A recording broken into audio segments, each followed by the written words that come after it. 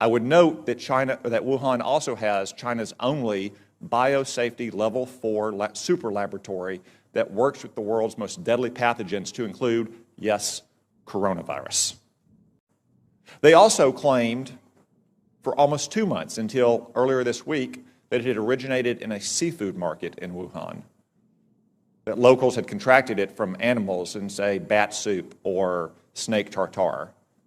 That is not the case. The Lancet published a study last weekend demonstrating that of the original 40 cases, 14 of them had no contact with the seafood market, including patient 0. As one epidemiologist said, that virus went into the seafood market before it came out of the seafood market. We still don't know where it originated. Could have been another seafood market. Could have been a farm. Could have been a food processing company. I would note that Wuhan also has China's only biosafety level 4 super laboratory that works with the world's most deadly pathogens, to include, yes, coronavirus. Yet China is still lying about all of this. They've been lying about it from the very beginning, and you don't need their history of lying about SARS in 2003, though it is relevant here. You just have to see what's happened over the last 2 months. We now know that the first case manifested no later than December 1, even though China didn't reveal it to the WHO until a month later on December 31st, when they continued to hide it from their own citizens, and they continued to say that it had been contained inside Wuhan. Today, it is in every single province in China. Also, while you were sleeping, China now has its entire border with Russia closed. 2,600 miles. Russia has closed that border. El Al has shut down travel between Israel and China.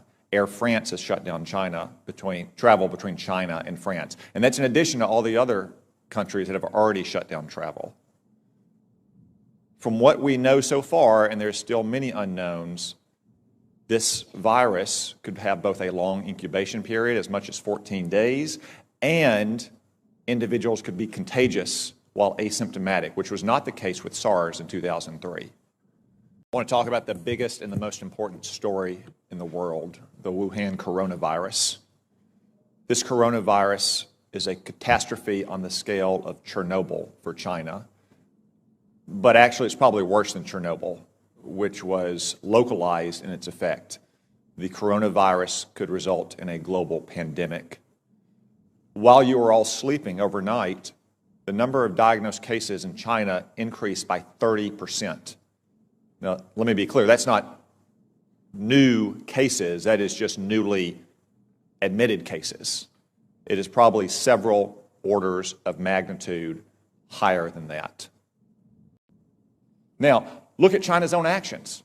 They have quarantined 60 million people, 60 million, more than the entire population of our West Coast. They've shut down schools indefinitely. Classes canceled nationwide indefinitely. Hong Kong, a part of China, has basically shut down all travel from the mainland. That's why it is essential that we immediately stop all travel on commercial aircraft between China and the United States. Making exceptions, of course, for American citizens to come back, as we just brought back yesterday, allowing essential trade to flow as long as crews on ships and aircraft are not allowed to go into the general population in America, and making exceptions, of course, for medical personnel to go into China to try to get a handle on this. So we'd like to give you updates on a few items today. First of all, the DOH confirms that a sample from a 60-year-old female Chinese patient under investigation tested positive for the novel coronavirus or 2019 NCoV. She's the third confirmed 2019 NCoV acute respiratory disease case in our country. The patient arrived in Cebu City from Wuhan via Hong Kong last January 2020 and then directly went to Bohol. On January 22, the patient consulted a private hospital in Bohol after experiencing fever and coryza. So may lagnat lang naman siya kasi po. A sample taken from the patient was then admitted on January 22nd. Several samples were taken from the patient on January 23 and January 24. A sample taken from the patient last January 24 was tested at the Victorian Infectious Disease Reference Laboratory in Australia and the RITM here in the Philippines. So 2 tests were done, and the results from the said test from the sample for January 24 came back negative. The results arrived from Australia on January 29, and from RITM on January 30. And upon recovery, the patient was discharged and allowed to go home to China on January 31, 9 days after the first admission. However, on February 3, the DOH was notified ITM that the earlier sample taken January 23, which was run after the test was established here in our ITM, was positive for the 2019 NCoV, making her the 3rd confirmed case of 2019 NCoV ARD in the Philippines. The Epidemiology Bureau has initiated contact tracing of persons who interacted with or those who were in close proximity to the patient, especially during the first leg of her trip before admission to the hospital. The Bureau of Quarantine and EB are coordinating with the concerned airlines, while the Central Visayas Center for Health Development is in coordination with the hotel where the patient stayed and the hospital where she was confirmed. On the PUIs, our persons under investigation, the DOH would like to report that as of 12 noon today, we have a cumulative total since the beginning of 133 PUIs for the 2019 NCoV ARD. Of the 133 PUIs, 115 are currently admitted and isolated, while 16 have been discharged under strict monitoring. And this will be uploaded and updated on the website. So you can check the distribution there. 115 are admitted, 16 have already been discharged.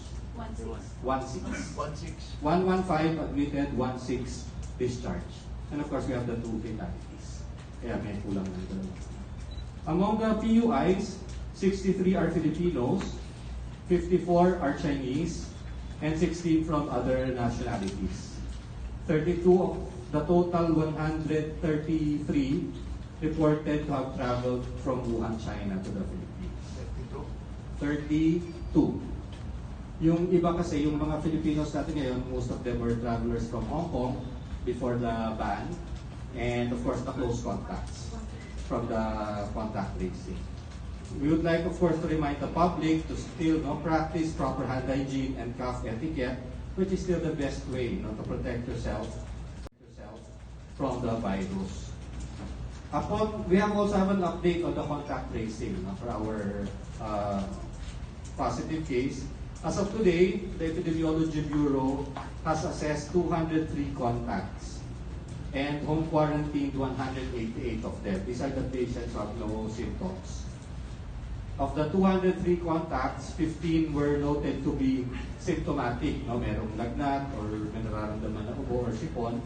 Doon sa 15 na yon, 14 were already isolated for monitoring. Yung isa, hindi pa natin na-admit at nagpapatulong pa tayo sa local government unit and the other government agencies. The DOH is currently working with other concerned agencies to expedite the contact tracing process. We're now working with PNP and other government agencies, including the LGUs, to help expedite our contact tracing. The DOH would like to urge passengers from Cebu Pacific Flight 5J241 from Hong Kong to Cebu, both on January 20 and January 21, 2020. Cebu Pacific Flight DG6519 from Cebu to Dumaguete on January 21, 2020, and Philippine Airlines Flight PR2542 from Dumaguete to Manila on January 25, 2020 to cooperate with DOH representatives who will be getting in touch with them for assessment. So yun yung tatlong flight na pinapakiusap namin kapag tinawagan kayo, or kung sila hindi pa natatawagan, maaari naman silang pumunta sa ating regional office, and they can contact us so that we may be able to assess them and check and monitor them. Thank you. Sir, simula nung after ng hearing kahapon, meron bang nabago sa system ng contact tracing, like yung proposal na ipaubaya sa CAV? Well, ang nangyari ngayon, after the hearing yesterday, first of all, nung una kasi natanggap natin yung list ng passengers from the airlines, kaya lang pangalan lang, no, walang contact information.